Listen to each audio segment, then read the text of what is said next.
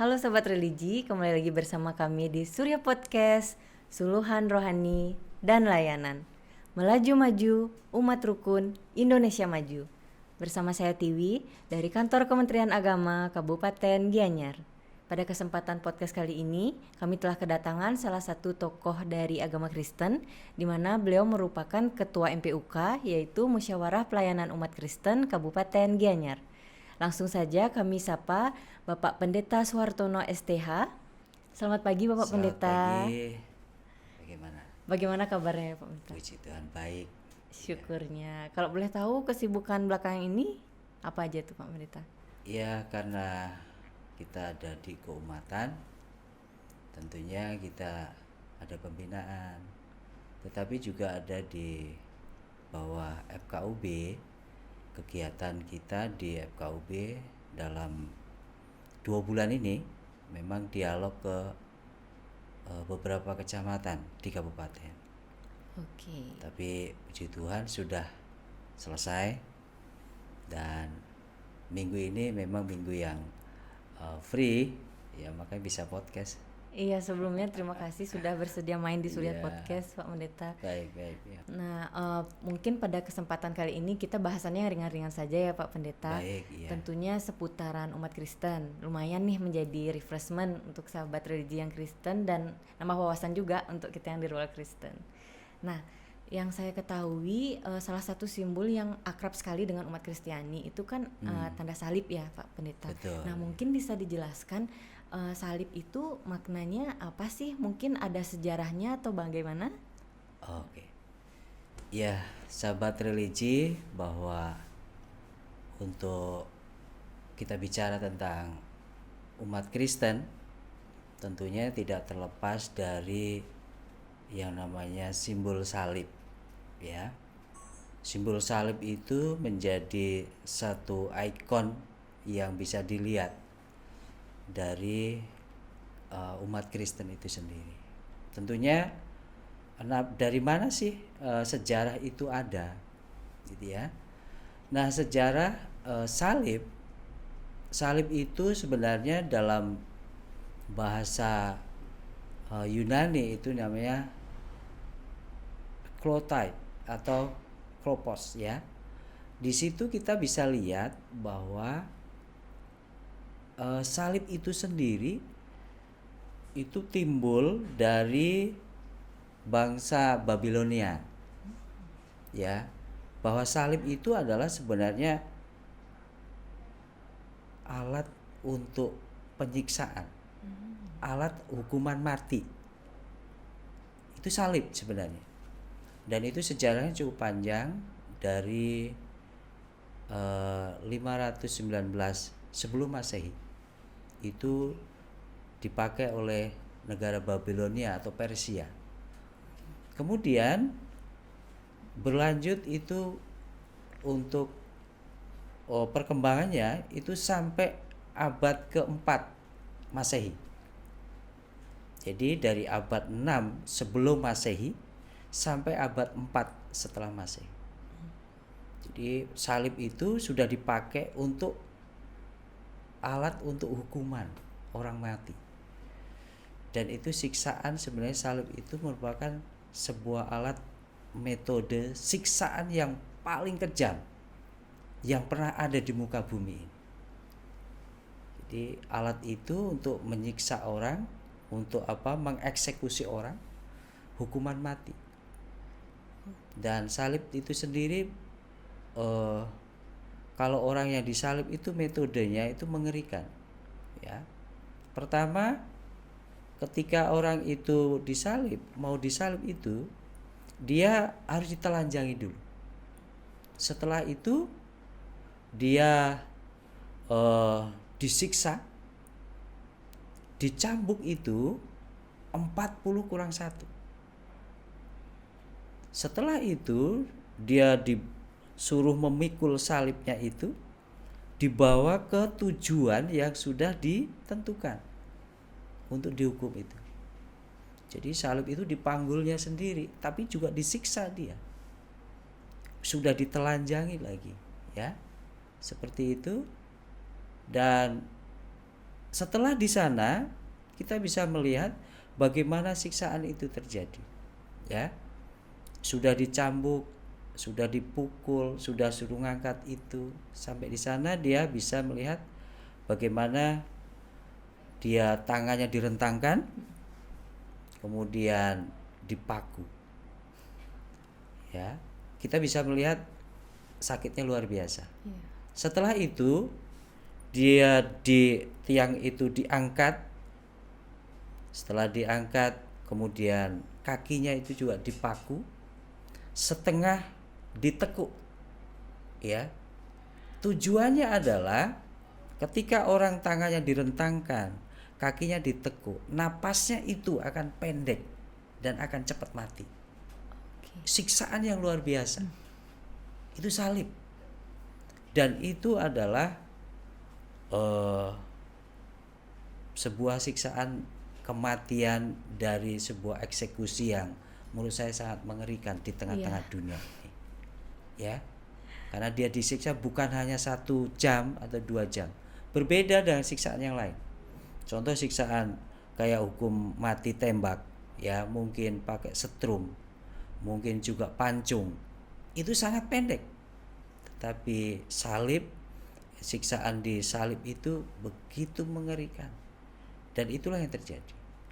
Dan itu pernah dilakukan oleh Raja Darius I, itu sekitar 3.000 manusia untuk disalib. Itu adalah orang-orang yang tahanan politik dan orang-orang yang tidak punya hak sipil. Dilakukan seperti itu. Kemudian berkembang itu diadopsi, ya, diadopsi oleh bangsa Romawi. Ya, dan bangsa Romawi mengadopsi itu dan banyak yang disiksa, yaitu waktu Alexander sebagai imam besar itu bisa menyalibkan orang dengan seluruh tuduhan yang ada itu sekitar 800 orang. Dan akhirnya berkembang di tahun 2032 Masehi. Kita bisa melihat Pontius Pilatus itu juga memakai alat siksaan itu, yaitu kepada Yesus. Ya. Jadi alat itu dipakai untuk menyiksa Yesus untuk disalib. Itu Pontius Pilatus. Jadi kalau kita bisa melihat perkembangan itu, bagaimana alat ini, yaitu salib itu. Jadi salib itu bentuknya adalah seperti 90 derajat begitu ya. Iya. Dikasih palang begitu untuk bisa orang itu direntangkan tangannya, ya, begitu ya. Kemudian berdiri tegak. Jadi itu di atas tanah itu sekitar 3 meter. Dan tujuannya adalah pertama itu, kedua bagaimana orang yang disiksa itu dia mati begitu tersiksa dan pelan-pelan. Kalaupun nggak mati, itu biasanya dimakan burung gagak. Itu sangat mengerikan. Iya. Jadi itu sejarahnya, ya. Okay. Jadi perkembangannya akhirnya puncaknya itu Pontius Pilatus, yaitu memakai alat eksekusi itu atau alat siksaan itu adalah untuk Yesus. Itu puncaknya. Okay. Itu sejarahnya, ya. Oke. Wah, ternyata alat menyiksa untuk kematian yang luar biasa sih sepertinya Pak Pendeta, ya. Sangat mengerikan. Iya, sangat menyakitkan dan lama prosesnya. Kejam. Iya, kejam. Iya. Nah, kemudian nih Pak Pendeta, kan saya juga sempat lihat bahwa di kayu salib itu ada lambang Yesus Kristus. Nah, makna dari pengorbanan Yesus Kristus di tanda salib itu seperti apa ya Pak Pendeta? Nah, ini yang berbeda. Tadi kita bisa lihat bahwa ketika orang yang disalib itu, di atasnya itu dikasih tulisan. Tulisan kejahatannya dia. Statusnya dia. Jadi di atas salib itu dikasih namanya siapa, kejahatannya apa. Nah, di Yesus juga sama. Yesus itu di atasnya itu dikasih tulisan INRI. Inilah raja orang Yahudi. Kemudian yang membedakan dengan penyiksaan yang lain, makna yang lain itu berbeda dengan orang-orang biasa. Yesus itu kepalanya itu dikasih mahkota duri.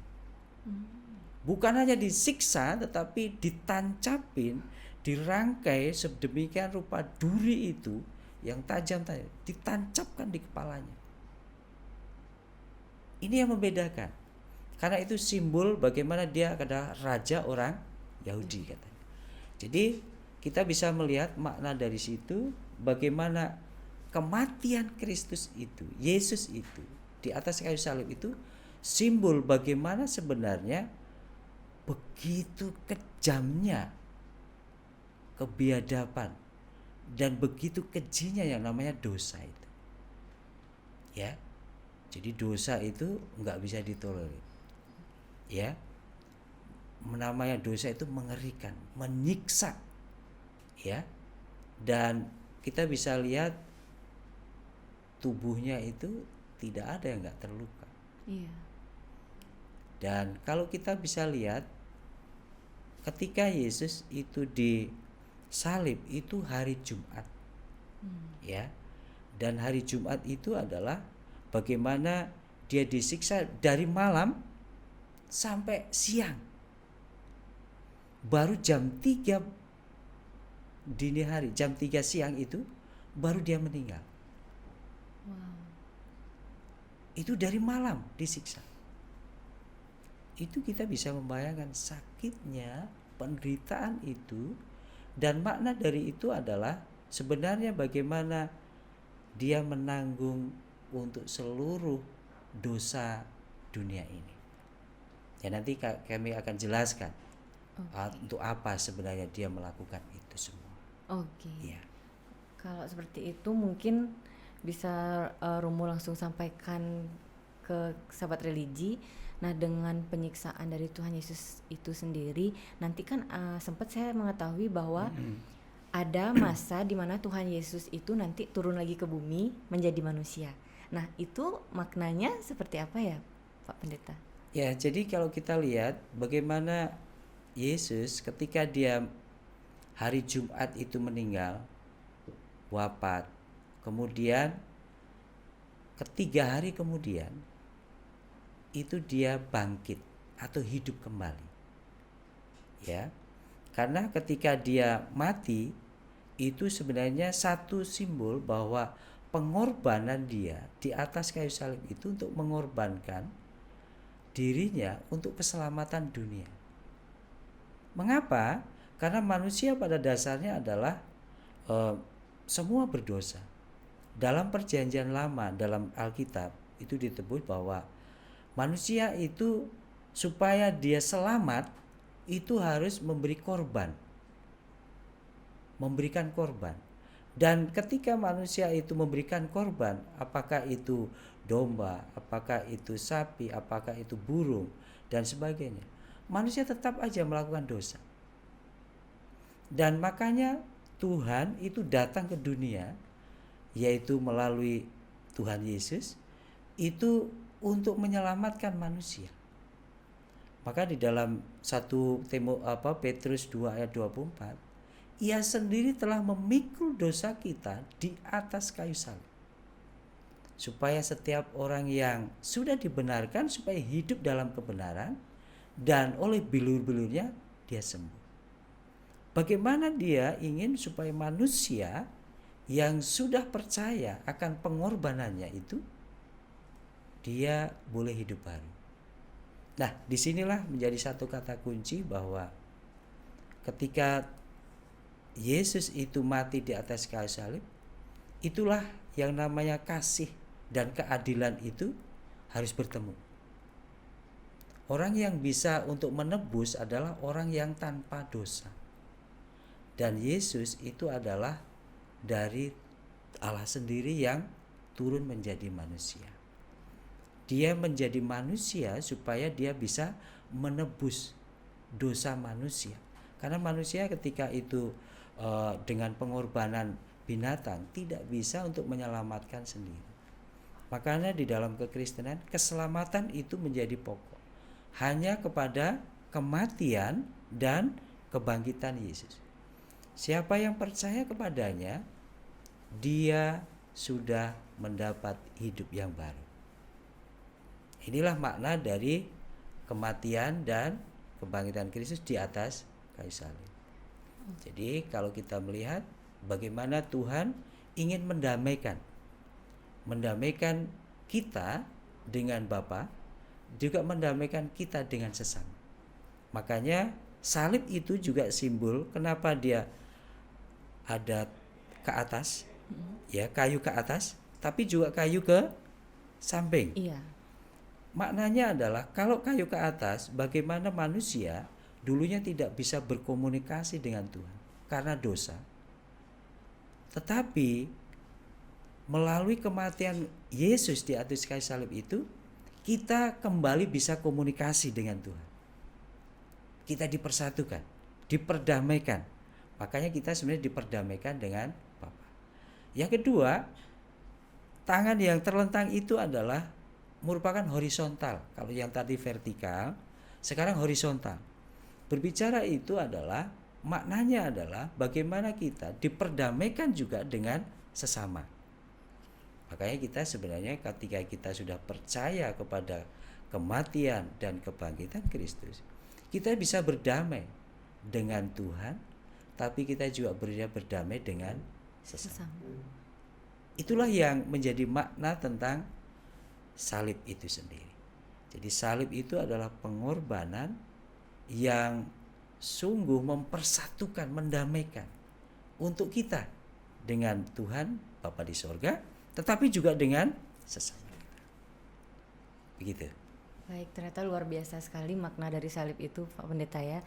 Dan pengorbanan dari Yesus juga rela turun ke bumi, dihukum untuk menyelamatkan umat manusia, untuk menebus dosa-dosa manusia, ya luar biasa sekali. Nah, mungkin bahasan selanjutnya agak sedikit melenceng nih Pak Pendeta dari salib itu sendiri. Nah, seperti yang Pak Pendeta ketahui, moderasi beragama untuk di Indonesia itu kan sangat penting ya Pak Pendeta. Betul. Mengingat bahwa Indonesia itu kan terdiri dari berbagai agama, berbagai budaya dan sebagainya. Nah, menurut Pak Pendeta sendiri, bagaimana sih perkembangan tingkat kemoderatan seseorang, mungkin khususnya di Kabupaten Gianyar ya Pak Pendeta. Nah, mengingat bahwa Kabupaten Gianyar sendiri kan memiliki tingkat kemoderatan yang tinggi dengan zero konflik. Nah, bagaimana menurut Pak Pendeta? Ya, menurut saya sih untuk moderasi, bagaimana kita bisa memaknai pengajaran kita dengan benar. Maka ketika kita bisa memaknai pengajaran kita dengan benar, itu maka kita bisa juga bersama-sama dengan yang lain. Tetapi ketika kita nggak memiliki pengajaran yang benar, maka kita juga nggak punya pondasi yang kokoh bagaimana kita bisa moderasi dengan yang lain. Jadi kita harus tahu dulu tentang pengajaran kita, kebenaran yang kita miliki, baru kebenaran itulah yang bisa mempersatukan kita dengan yang lain. Jadi kebenaran itu harus kita miliki dulu. Ya, jangan kita mencari kebenaran dari yang lain, tapi dari apa yang kita percayai. Setelah kita memang sudah itu menjadi kebenaran dalam diri kita, secara otomatis kita bisa duduk bersama dengan yang lain, bercerita dengan yang lain tanpa tersinggung, tanpa menyinggung, tanpa juga menjadi beban. Betul. Berarti kita harus ketahui dulu, kuasai dulu kebenaran dari Kebenaran agama dari kita diri sendiri. Untuk jadi pondasi sehingga kita bisa menjadi moderat ya Pak Pendeta. Oke. Baik Pak Pendeta, mungkin sedemikian dulu bahasan podcast kita pada kesempatan kali ini. Tapi tidak untuk kemungkinan mungkin nanti kita bisa undang Pak Pendeta lagi dengan bahasan yang berbeda tentunya. Terima kasih. Oke. Baiklah sahabat religi, demikianlah perbincangan pada podcast kali ini. Kami mohon maaf apabila ada yang kata yang tidak berkenan, dan kami tutup dengan Parama Santi. Om Santi Santi Santi Om. Wassalamualaikum warahmatullahi wabarakatuh. Shalom, namo buddhaya, salam kebajikan.